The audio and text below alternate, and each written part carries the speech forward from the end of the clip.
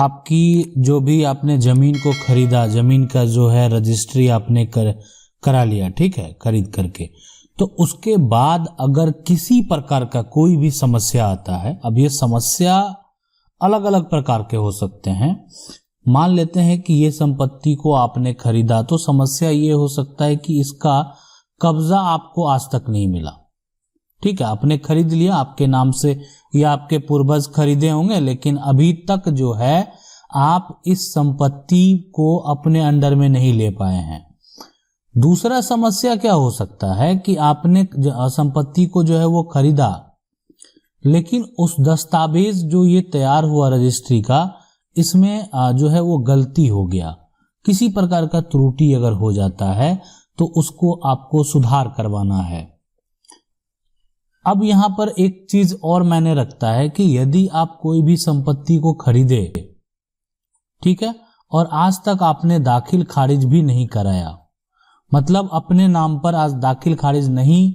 कराया और आज आप तहसीलदार के पास जा रहे हैं, राजस्व के अधिकारी के पास जा रहे हैं, तो आपको इसका कोई भी लाभ नहीं मिल रहा है। मतलब आपका वो दाखिल खारिज मोटेशन करके नहीं दे रहे हैं। तो अब ये सारा अगर समस्या आप जमीन खरीदने के बाद अगर उत्पन्न होता है या किसी प्रकार का कोई धोखा ही कर लिया, पैसा ठग लिया, ठीक है, लेकिन यहां पर हम आपको बताएंगे सिर्फ अभी कि आपकी अगर जमीन का रजिस्ट्री हो चुका है, आपके पास ये कागज मौजूद है, तो आपका समस्या जो है उस समस्या का आप समाधान कैसे करेंगे। जैसे अगर कोई भी प्लॉट है, कोई भी जमीन है, ठीक है, अब ये भी मैंने यहाँ पर ध्यान रखने वाली बात है कि ये हो सकता है कि जो आपने जमीन को खरीदा ना, उसका जो वैल्यूएशन है, मतलब आपने एक कट्ठे एक जमीन को खरीदा, ठीक है, या जो है आपने 1000 स्क्वायर फीट खरीदा, आप जो है 100 गज जमीन खरीदे, ठीक है, तो अब ये डिपेंड करता है कि आप जो भी है, गज में खरीदे, स्क्वायर फीट में खरीदे, कट्ठे में खरीदे, तो जैसे भी आप खरीदे, जो मेजरमेंट, ये सब सारा मेजरमेंट का तरीका है। तो आपका जो आप संपत्ति को जितना पोजीशन आप खरीदे हैं उसका एक वैल्यूएशन हुआ यहां पे। अब ये डिपेंड करता है कि आप काफी बड़ा आपका प्लॉट है, आपका जो वैल्यूएशन है वो करोड़ों में है, लाखों में नहीं है, ठीक है। तो अब देखें कि यहां पर जो आप देख रहे हैं कोर्ट का क्लासिफिकेशन, अगर किसी प्रकार का समस्या आता है तो सबसे ऊपर आपको पता है कि सुप्रीम, और सबसे पहले आप यहां पर नहीं जाएंगे। उसके बाद हाई कोर्ट है कि एक बार जो फाइनल जजमेंट होता है सुप्रीम कोर्ट का, वो हो गया तो अब उसको कोई बदल नहीं सकता है। ज्यादातर केस में हाई कोर्ट का जो जजमेंट हो जाता है उसके बाद आप सुप्रीम कोर्ट जा भी नहीं सकते हैं, इसलिए कि आपका केस जो है वहीं से, वो डिपेंड करता है कि केस किस सरकार का है, केस खारिज भी हो जाता है। सबसे पहले यानी आप जिला गए होंगे तो वहां देखे होंगे कि वहां पर जिला एवं सत्र न्यायालय है, और उस जिला और सत्र न्यायालय में जो है आप देखे होंगे कि जो है यहाँ पर उसमें सिविल है और क्रिमिनल साइड है, मतलब सिविल का भी सुनवाई होता है, और अगर कोई भी ऐसा मारपीट का मामला है, आपराधिक मामला है, उसका भी सुनवाई होता है। अब यहाँ पर क्या है कि जो एक तरह से कोर्ट को ना, अब जैसे सिविल साइड है तो उसमें जो यहाँ पर है कि उसको भी दो तरीके से अगर देखा जाए तो डिवाइड कर दिया गया, यानी सबऑर्डिनेट जज कोर्ट और मुंसिफ जो है कोर्ट है। और उसके बाद यहाँ पर अगर क्रिमिनल आपराधिक मामला है तो वहाँ पर भी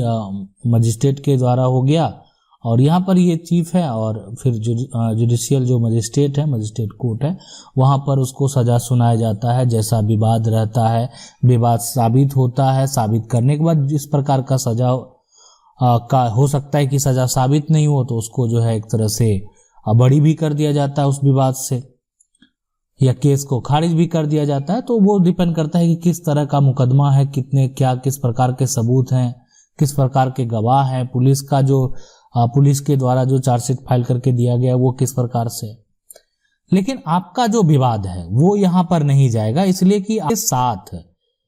आपका जो है यहाँ पर कोई संपत्ति का पोजीशन नहीं दे रहा है, आपका संपत्ति के कागजात में किसी प्रकार का गड़बड़ी हो गया, ठीक है, तो इस तरह का समस्या है, आपका दाखिल खारिज नहीं हो रहा है और आपके जमीन का वैल्यूएशन भी कम है, तो आपका जो होगा वो केस फाइल होगा मुंसिफ कोर्ट में। अब देखें कि बहुत, अगर देखें स्टेट में जो है जो क्षेत्र है, जिला के बाद जो है अनुमंडल है, तो अनुमंडल स्तर पे ही जो है कोर्ट को बना दिया जाता है कि आप सारा प्रक्रिया के लिए आपको अपने जिले में जाने की जरूरत नहीं है, अनुमंडल स्तर पे ही सारा सुनवाई आपका किया जाएगा। तो अगर आपका एक तरह से मामला जो है वो संपत्ति जो है वो ज्यादा वैल्यूएशन का नहीं है, तो उसको जो है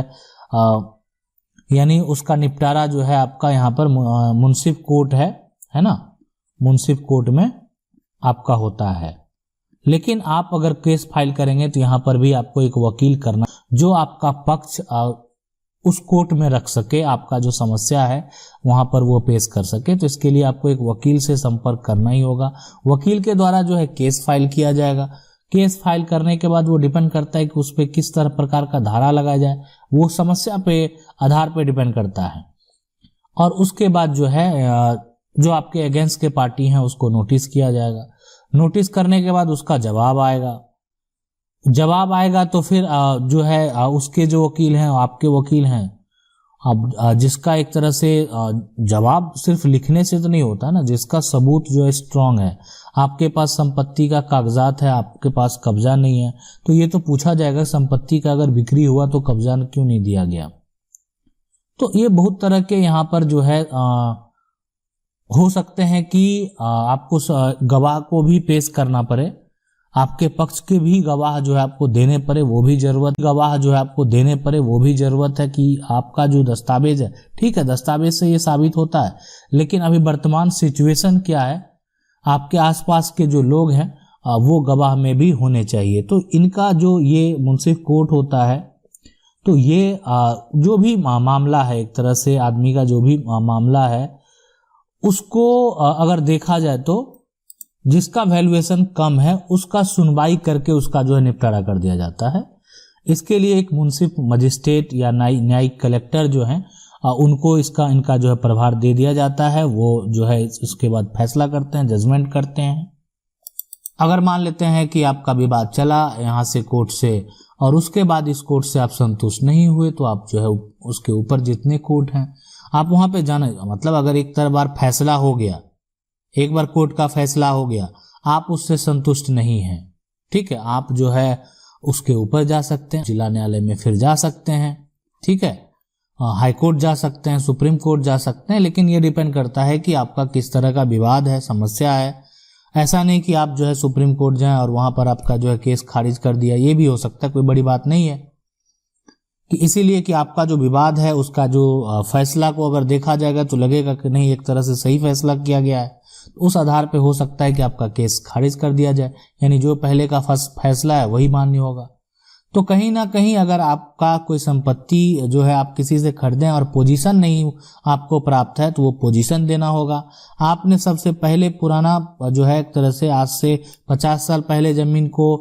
खरीदा, प्रॉपर्टी को खरीदा और आज तक आपने दाखिल खारिज किसी कारणवश जो भी हो नहीं करा पाए, तो उसको वेरीफाई करने के बाद जब ये प्रूफ होता है कि नहीं ये संपत्ति उस समय बेचा गया है, तो उसका दाखिल खारिज करने का भी आदेश आपको मिल जाएगा, ठीक है। अगर किसी प्रकार का त्रुटि है, समस्या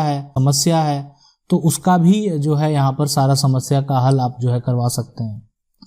अब है कि ये देखें, यहाँ पर किसी को सजा तो आपको दिलवाना है नहीं, आपको बस एक तरह से जो आपका काम है,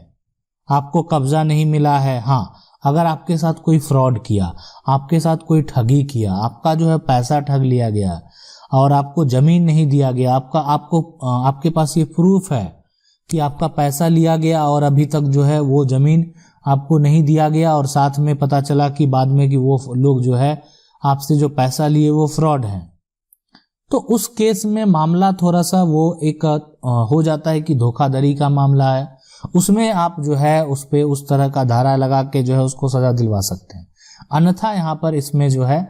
अगर आप केस फाइल करेंगे तो बस आपका जो समस्या है उसका निपटारा हो जाएगा। आपके पक्ष में अगर जजमेंट होता है तो वो संपत्ति अगर किसी दूसरे व्यक्ति का कब्जा है तो उसको खाली करना पड़ेगा। अगर खाली नहीं अगर करता है तो उसके बाद उसको और समस्या उत्पन्न हो सकता है। आशा करते हैं वीडियो अच्छा लगा होगा। वीडियो अच्छा लगा वीडियो को लाइक जरूर कर दें। चैनल को पहली बार देख रहे हैं सब्सक्राइब करके जो बेल आइकन उसको जरूर दबा लें।